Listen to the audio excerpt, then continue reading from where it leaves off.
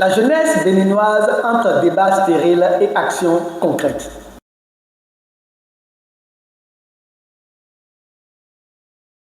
Pendant que certains se battent pour bloquer ou saboter les réformes, beaucoup de jeunes passent leur temps dans des débats sans fin. Cet épisode rappelle que critiquer sans agir ne change rien. Seule l'action concrète et collective peut créer un avenir meilleur.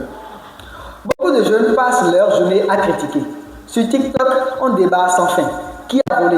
Qui est mauvais? Qui doit partir et qui doit venir? Pendant ce temps, ceux qui travaillent structurent l'économie, captent les marchés et prennent les décisions. Aujourd'hui, le Bénin se transforme. Mais si nous, Béninois, surtout la jeunesse, restons bloqués dans la critique stérile, les bavardages et le désordre, au lieu de nous organiser en petits groupes pour construire de grandes choses, demain, ce seront les étrangers qui viendront tout prendre devant nos yeux. Et après, certains accuseront le président d'avoir vendu le pays ou de trahir les intérêts des Béninois. C'est faux, car ce sera notre inaction et notre incapacité à nous unir autour de projets concrets qui auront permis cela.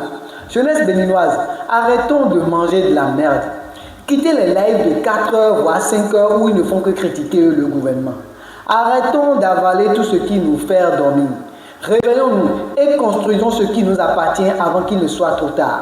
Si la jeunesse veut vraiment peser, elle doit quitter le mode bavardage pour entrer en mode action constructive. L'énergie qu'on met à discuter doit servir à construire, car on peut débattre 100 ans, mais rien ne va changer pour nous si on ne passe pas à l'action. Jeunesse béninoise, peuple des hommes nobles et puissants, soyons responsables, soyons courageux, pensons au futur et rêvons grand pour notre pays. Le développement n'est pas une émotion, c'est un choix, un engagement et une continuité. Du coup, le Bénin ne doit plus redevenir une salle d'essai et ne doit plus dépendre des humeurs de quelques-uns. C'est la raison pour laquelle il nous faut un moule solide, un cadre qui tient et qui fonctionne quand les dirigeants changent et quand même les intérêts s'opposent. Notre pays ne doit plus vaciller à chaque caprice ou crise d'ego. Alors, ce n'est plus l'heure des discours d'apaisement, mais celle de la rigueur et de la responsabilité. Laissons l'homme finir ce qu'il a commencé et ne cassons pas la fondation avant d'avoir élevé les murs.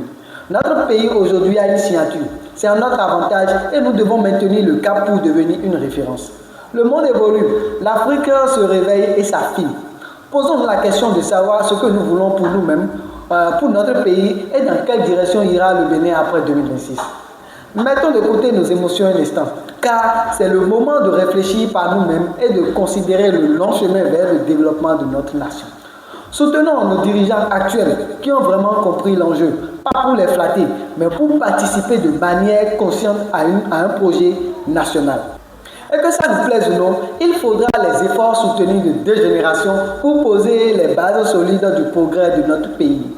Soit c'est nous avec les vrais acteurs du désordre ou nous avec nos progénitures. De toutes les façons, la jeunesse d'aujourd'hui sera dedans. Mais avec qui?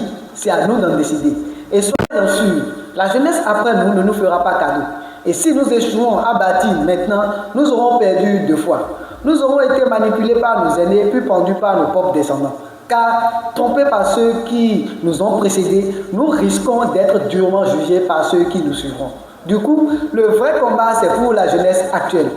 Levons-nous, pas pour des camps ou des leaders politiques, mais pour notre avenir et celui de nos enfants.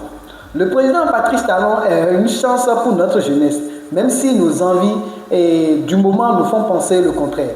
Alors, ne commettons pas l'irréparable et ne laissons pas l'histoire se répéter. Beaucoup de jeunes dans d'autres pays en Afrique aimeraient l'avoir comme président, parce qu'il a compris les enjeux et les défis de la jeunesse africaine.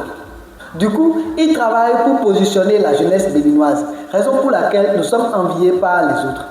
Donc, soyons lucides et agissons avec intelligence pour rattraper le retard de notre pays, pour mieux nous positionner et devenir un exemple pour les autres pays d'Afrique.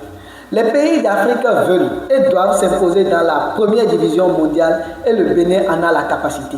Car nous avons la chance d'avoir un président qui l'a compris et qui agit avec stratégie et fermeté pour nous y conduire.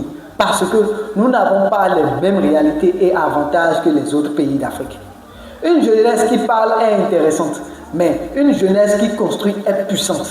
Alors, c'est à nous, peuple béninois, d'accompagner le régime actuel avec discipline et engagement. Cet épisode est un appel clair. Cessez de gaspiller votre énergie dans des polémiques inutiles.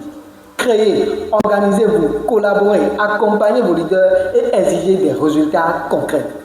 Le progrès se fait dans l'action et non dans le bruit. Le prochain épisode arrive. Préparez-vous. Les propositions concrètes seront sur la table.